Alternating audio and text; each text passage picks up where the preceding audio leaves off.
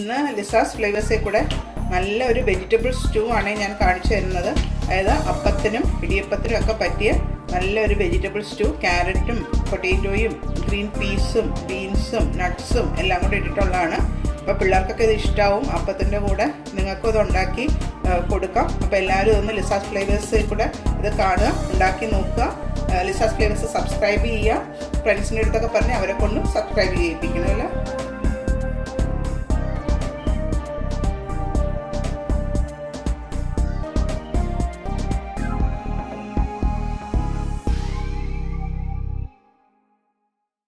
നല്ലൊരു vegetable stew ഇന്ന് Liza's flavours കൂടെ ഒന്ന് ഉണ്ടാക്കി നോക്കിയാലോ.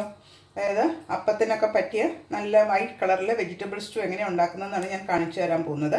ഇപ്പോൾ ഞാൻ വെളിച്ചെണ്ണ 2 ടീസ്പൂൺ ചൂടാക്കാൻ വെച്ചിട്ടുണ്ട്. അതിനകത്തോട്ട് പട്ട, ഗ്രാമ്പൂ, ഏലക്ക, 2 കഷ്ണം പട്ട, 5 ഏലക്കായ, 2-3 അല്ലി ഗ്രാമ്പൂ. അതൊന്ന് മൂത്ത് വന്നാൽ മതി. ഈ സവാളയുടെ കൂടെ കിടന്ന് ഇനി അത് മൂത്തോളും. ഇനിയിപ്പോൾ ഞാൻ ഒരു സവാള സ്ലൈസ് ചെയ്തത്, ചെറുതായിട്ട് സ്ലൈസ് ചെയ്തത്, 10 അല്ലി വെളുത്തുള്ളി ചെറുതായിട്ട് അരിഞ്ഞത്, ഒരു ചെറിയ കഷ്ണം ഇഞ്ചി ചെറുതായിട്ട് അരിഞ്ഞത്, പിന്നെ പച്ചമുളക് ഒരു 10 ചെറുതായിട്ട് അരിഞ്ഞത്. ഇതെല്ലാം കൂടെ ഇതിനകത്തിട്ട് വെളിച്ചെണ്ണയിൽ ഒന്ന് നമുക്ക് വഴറ്റിയെടുക്കണം. വഴറ്റിയെന്ന് പറഞ്ഞാൽ ഒത്തിരി ബ്രൗൺ ഒന്നും ആവണ്ട, ജസ്റ്റ് ഒന്ന് വാടി കിട്ടിയാൽ മതി. അതിൻ്റെ ഒരു ട്രാൻസ്പെറൻറ്റ് കളർ പോലെ ആയാൽ മതി. പിന്നെ ബാക്കി വെജിറ്റബിൾസ് ഞാനിപ്പം നിങ്ങൾക്ക് ഇഷ്ടമുള്ള വെജിറ്റബിൾസ് ആഡ് ചെയ്യാം. ഞാനിപ്പം ഇതിനകത്ത് ഇന്ന് ഉപയോഗിക്കുന്നത് potato, carrot, beans, green peas, ഇത്രയും മാത്രമേ ഞാൻ യൂസ് ചെയ്യുന്നുള്ളൂ. കുറച്ച് കാഷ്യൂ നട്ട്സ്. അപ്പോൾ അത് ചേർക്കുന്ന അനുസരിച്ച് ഞാൻ പറഞ്ഞുതരാം. ഇതൊന്ന് പകുതി ഒന്ന് മൂത്ത് വരട്ടെ.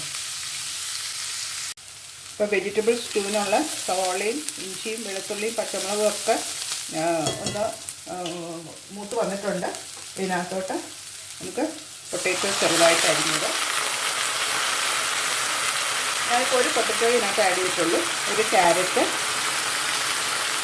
ക്യൂബ് ചെയ്തത്, പിന്നെ ഗ്രീൻ ബീൻസ് ഒരു 10. ഇതെല്ലാം കൂടെ മിക്സ് ചെയ്യുക. പിന്നെ ഇതിനകത്ത് ആവശ്യത്തിന് ഉപ്പ് ചേർക്കുക. ഉപ്പ് ചേർത്തു. അത് കഴിഞ്ഞിട്ട് നമുക്ക് 2ാം പാലിൽ വേണം ഇത് വേവിച്ചെടുക്കാനായിട്ട്. ഞാനിപ്പോൾ ഒരു 1.5 കപ്പ് 2ാം പാൽ ഇവിടെ റെഡിയാക്കി എടുത്ത് വെച്ചിട്ടുണ്ട്. അത് ഇതിനകത്ത് ഒഴിച്ച് നമുക്കിത് പച്ചക്കറി വേവുന്നവരെ ഒന്ന് വെയിറ്റ് ചെയ്യാം. അപ്പോൾ ഞാൻ 2ാം പാൽ ഇതിനകത്തോട്ട് ആഡ് ചെയ്യാം.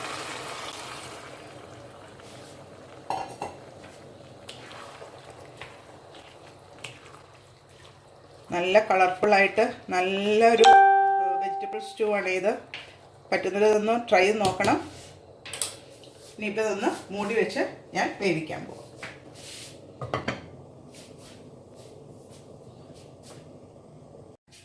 ഇപ്പോൾ ഒരു 10 മിനിറ്റ് കഴിഞ്ഞിട്ടുണ്ട്. ഞാനൊന്ന് തുറന്ന് നോക്കുമ്പോൾ പൊട്ടാറ്റോയും ക്യാരറ്റും ബീൻസും ഒക്കെ ഓൾമോസ്റ്റ് കുക്കായിട്ടുണ്ട്.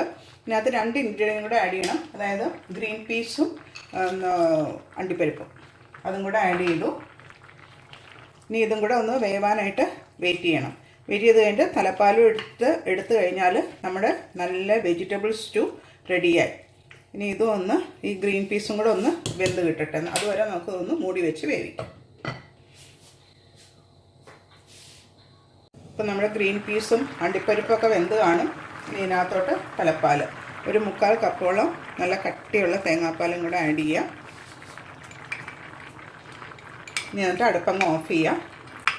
അപ്പം നമ്മുടെ വെജിറ്റബിൾ സ്റ്റൂ റെഡി ആയിട്ടുണ്ട്. അപ്പത്തിനും ഇടിയപ്പത്തിനും ഒക്കെ പറ്റിയ നല്ല വെജിറ്റബിൾ സ്റ്റൂ നമുക്ക് അടുപ്പത്തുനിന്നൊന്ന് മാറ്റി വെക്കാം.